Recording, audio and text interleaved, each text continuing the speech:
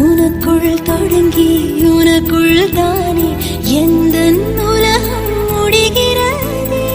உன்முகம் பார்த்து ரசித்திடத்தானே எந்த நாட்கள் விடுகிறதே.